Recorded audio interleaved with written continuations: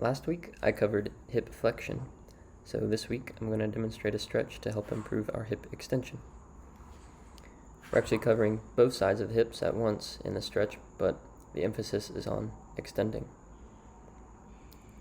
So first, getting into position, stabilizing my spine, allowing my pelvis to rotate posteriorly instead of extending at my lumbar spine like it wants to when my leg is back like this. Abs are soft, glutes are soft, tension is released throughout the body, yet I'm stable.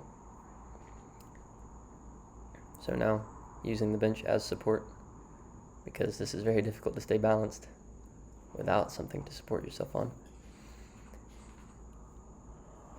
Maintaining the shape of my spine. Each exhale, I'm relaxing the tension that's trying to pull me into extension as I allow my leg to go deeper into extension. Then I inhale, inflating my rib cage, expanding so that I can exhale and release more tension, lengthen my tissues further, maintaining stability of my spine.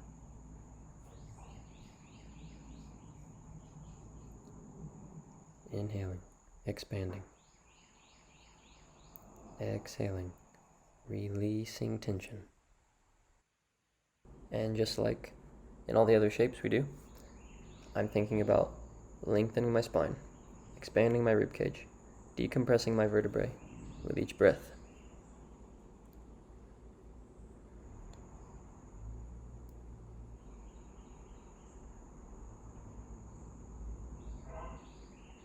Slow and steady inhales, expanding my rib cage, posterior rib cage, not inflating my belly, maintaining this long spine. Exhaling and releasing tension to allow me deeper into a stretch. And you don't necessarily have to move further into the stretch. Maintaining a shape and releasing tension is very effective.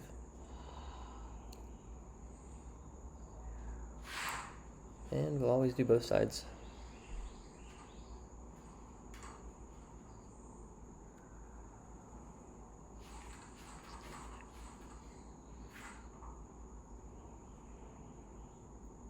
Same setup as before. This is a very similar setup that we do in the quadruped position.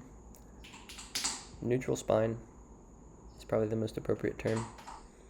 Not using our abs to pull us into flexion, and in this case, since we're in extension, not squeezing our glutes to drive our hips forward. This always brings our spine with it.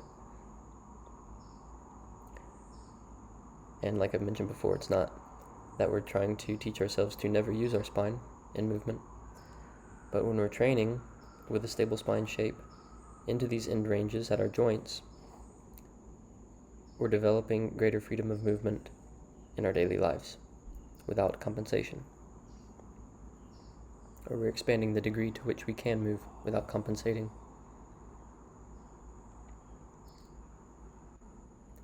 Let's look again at my fingers. Notice how I'm holding them open in extension. So because of how I climbed, my fingers are, because I was overgripped climbing, my fingers have a tendency to want to close. So I'm releasing the tension that's pulling them closed and allowing them to open up into extension. This takes up slack in the chain of tissues, like I've mentioned, that goes from my fingertips all the way to my core. And in fact, it connects all the way down to my toes through a chain or a series of chains that intersect all throughout the body. So because I'm organized, I have a neutral spine, I'm stable, I'm able to feel where the tension has built up, where I have compensated, where my movement patterns have stored tension over the years. And now I'm able to release it. So this improves my range of motion throughout my entire body.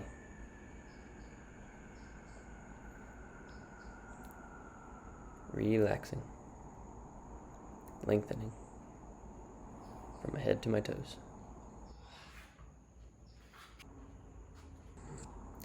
So now I'm going to show you some compensations to look out for.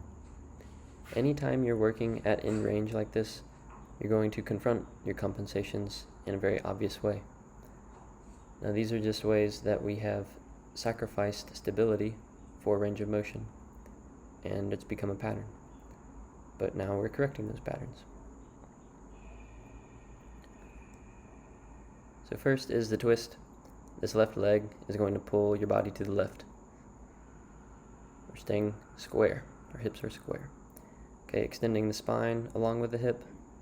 No, we're training our hip to extend individually.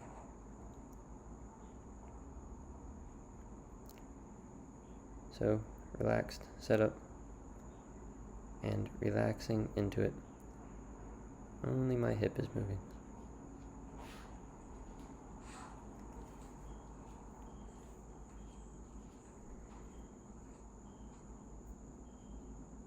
Okay, so here's standing. Hips are extended fully, spine is neutral, so my front line is flat. Balanced on my heels. And here I'm going to demonstrate a couple applications of hip extension and hip movement in general. So I'm here on my hands and knees in order to get to neutral spine, stable, and then I hinge up into extension, full extension, straight front line, relaxed glutes, hinging at the hips, just a little demo, and then in extension, challenging it even further by flexing back at the knee and maintaining neutral spine.